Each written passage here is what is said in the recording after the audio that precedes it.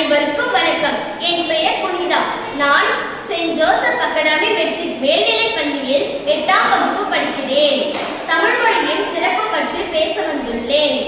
உலகில் சிறந்த முதல் மொழியே உயிர் எழுத்துக்களால் உயிரானாய், மெய் எழுத்துக்களால் உடம்பானாய், அழியா நிலை பெற்றாய், என் உயிர் மூச்சானாய். எனது தாய்மொழியாம் அன்னை தமிழை வணங்கி அனைவருக்கும் எனது முதற்கண் வணக்கத்தை தெரிவித்துக் கொள்கிறேன்.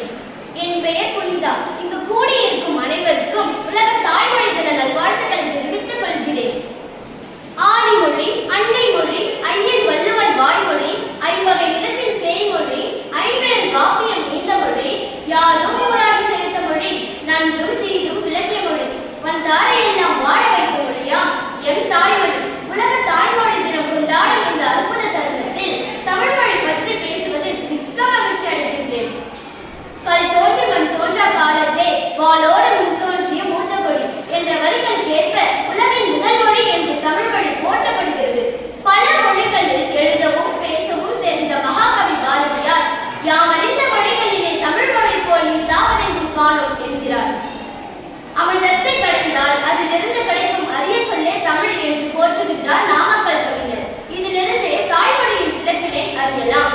செம்மொழியாக ஒரு மொழியை தேர்வு செய்ய அதன் இலக்கிய படைப்புகள் பல மிகுந்ததாகவும் அதன் தோற்றல் ஏனைய மொழிகளில் சாராதிருத்தலும் வேண்டும்.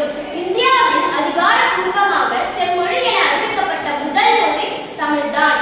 எங்கிருந்தோ இங்கு வந்து தன்னை ஒரு தமிழ் மாணவன் என்று அடையாளப்படுத்திக் கொண்ட ஜி.போ. திராவிட மொழிகளின் ஒப்பிலக்கணம் தந்த கால்டுவேல், சதுரகராதி தந்திட்ட வீரமாமுனிவர் ஆகியோர் இந்த தமிழ் மனம் பரப்பினர்.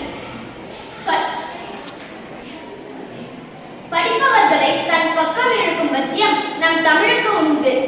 நாம் உலகின் உன்னதமான மொழிகளில் பிறந்திருக்கிறோம் என்பதை இதிலிருந்து அறிய முடிகிறது. எங்கள் வாழ்வும் எங்கள் வளமும் மங்காத தமிழ் என்று சங்கே முழங்கு என்று பாவேந்தர் பாரதிதாசன் குறிப்பிட்டது போன்று தமிழ் என்றும் மங்காது, அதன் பெருமைகள் என்றும் குன்றாது.